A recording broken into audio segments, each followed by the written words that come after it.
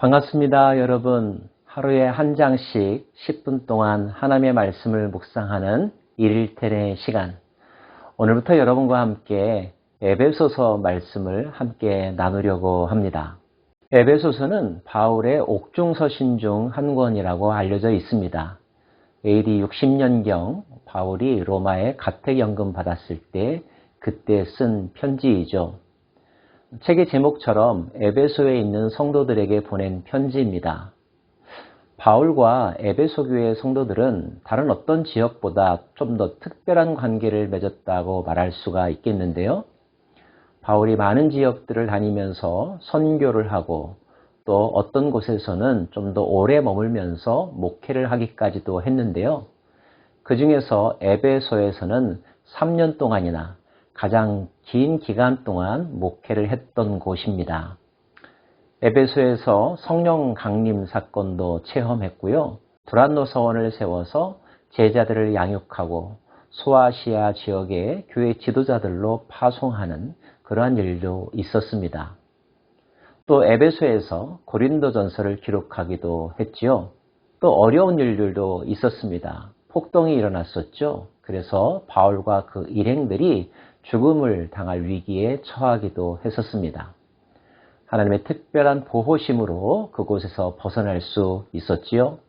그 후 바울은 고린도를 거쳐서 예루살렘에 도착하게 되고 그곳에서 약 2년 동안 옥살이를 한 다음에 다시 로마로 압송되게 됩니다.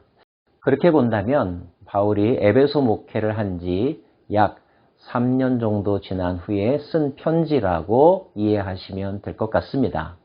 사도행전 20장에는 바울이 에베소 교회 목회를 어떻게 했는지 에베소 교회 장로들과 작별하면서 그가 한 말이 기록되어 있는데요. 정말 정성을 다해서 아비의 마음으로 그 교회를 섬겼던 것 같습니다. 때문에 로마 감옥에 있는 바울에게 에베소 교회 성도들 많이 생각났었겠죠.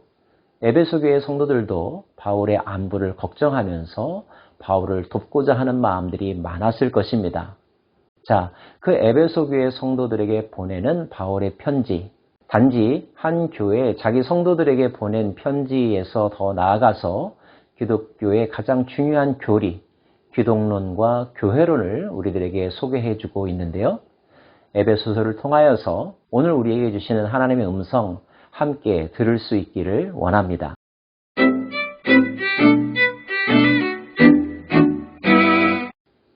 먼저 바울은 여느 편지와 마찬가지로 인사말을 하죠. 하나님의 뜻으로 말미암아 그리스도 예수의 사도된 바울은 에베소에 있는 성도들과 그리스도 예수 안에 있는 신실한 자들에게 편지하노니 하나님 우리 아버지와 주 예수 그리스도로부터 은혜와 평강이 너희에게 있을지어다. 저도 여러분을 축복하고 싶습니다. 하나님의 은혜와 평강이 여러분과 여러분의 삶 가운데 충만하기를 빕니다. 이어서 바울은 찬양을 노래하고 있습니다.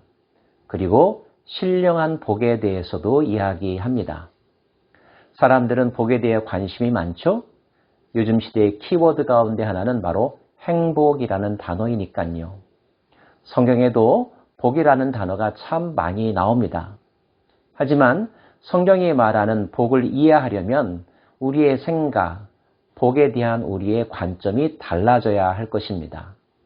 분명 성경이 말하는 복은 물질적인 복이 아니거든요.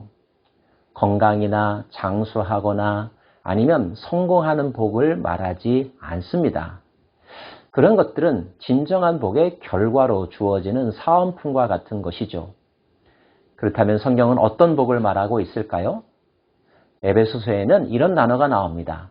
신령한 복이라는 단어요. 신령한 복이 구체적으로 무엇일까요?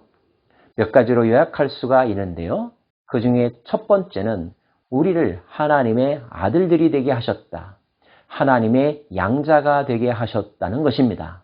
찬송하리로다 하나님 곧 우리 주 예수 그리스도의 아버지께서 그리스도 안에서 하늘에 속한 모든 신령한 복을 우리에게 주시되 곧 창세전에 그리스도 안에서 우리를 택하사 우리로 사랑 안에서 그 앞에 거룩하고 흠이 없게 하시려고 그 기쁘신 뜻대로 우리를 예정하사 예수 그리스도로 말미암아 자기의 아들들이 되게 하셨으니. 입양이란 말을 많이 들어보셨죠? 요즘에는 애완견들도 입양한다고 말합니다. 강아지의 입장에서 어떤 주인을 만나는가에 따라서 그 강아지의 미래가 달라지죠? 어떤 강아지는 웬만한 사람보다 더 잘 보호받고 윤택한 삶을 살기도 하더라고요. 고아들도 마찬가지입니다. 어떤 부모에게 입양되느냐에 따라서 그의 미래는 분명 달라질 것입니다. 자, 그렇다면 우리 인간이 하나님에게 입양되었다라는 것은 어떤 의미일까요? 어찌 한낱 피조물인 인간이 하나님의 자녀가 될 수 있겠습니까? 생물학적으로는 불가능한 것이겠죠? 하지만 하나님께서는 그리스도 안에서 언약으로 우리를 당신의 자녀를 삼으시겠다고 하십니다. 그리고 그 은혜를 우리가 누리고 있다는 거죠. 바울은 그것이 우리에게 얼마나 큰 복인지를 강조하면서 신령한 복의 첫 번째 항목으로 우리들에게 강조하고 있습니다. 여러분, 그것이 정말 복인 줄 동의하십니까? 기쁘고 감사하십니까? 하나님의 아들들이 되었다는 것, 그래서 하나님의 유산을 기업으로 물려받을 수 있다는 것, 이 사실에 대해서 기뻐하고 즐거워하고 감사하실 수 있기를 바랍니다. 또 하나의 복이 있습니다. 우리는 그리스도 안에서 그의 은혜의 풍성함을 따라 그의 피로 말미암아 속량 곧 죄사함을 받았느니라. 죄사함의 복을 누렸다는 거죠. 이 땅 가운데 사는 인간들 가운데 죄를 짓지 않은 인간이 있을까요? 죄는 반드시 죄책감을 불러일으키고 죄의 결과로서 형벌을 초래합니다. 무서운 것이죠. 그래서 벌 받지 않으려고 합니다. 죄책감으로부터 벗어나려고 발버둥 칩니다. 그런데 그것이 우리만의 힘으로 되지는 않죠. 우리가 죄를 지었는데 어찌 우리 스스로 우리를 용서할 수 있겠단 말입니까? 자, 누군가의 도움이 필요합니다. 그 도움의 손길을 베풀어 주신 분이 그리스도이시며 그 그리스도를 이 땅에 보내신 분이 하나님이시라는 것. 그래서 우리는 예수 그리스도 안에서 죄사함을 얻었다는 것이죠. 더 이상 우리가 과거에 매이지 않을 수 있는 이유, 불필요한 죄책감을 가지고 어둠 가운데 숨어 지낼 필요가 없게 된 것은 하나님이 우리에게 주신 복, 죄사함의 복을 얻었기 때문입니다. 그러므로 여러분, 세상의 어떤 영적인 세력도 여러분을 정죄할 수 없습니다. 그리스도께서 모든 정죄의 화살들을 막아주셨기 때문이죠. 자유하십시오. 당당하십시오. 그리고 새 출발하실 수 있기를 바랍니다.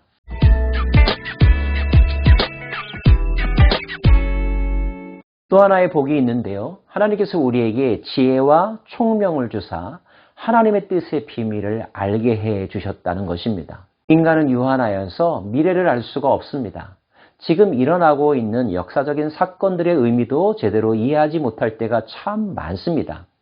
그런데 하나님께서 그리스도를 통하여 그리스도 안에서 우리에게 지혜와 총명을 주셔서 하나님의 뜻의 비밀, 하나님의 세계를 알 수 있도록 우리의 눈을 열어주셨다는 거죠.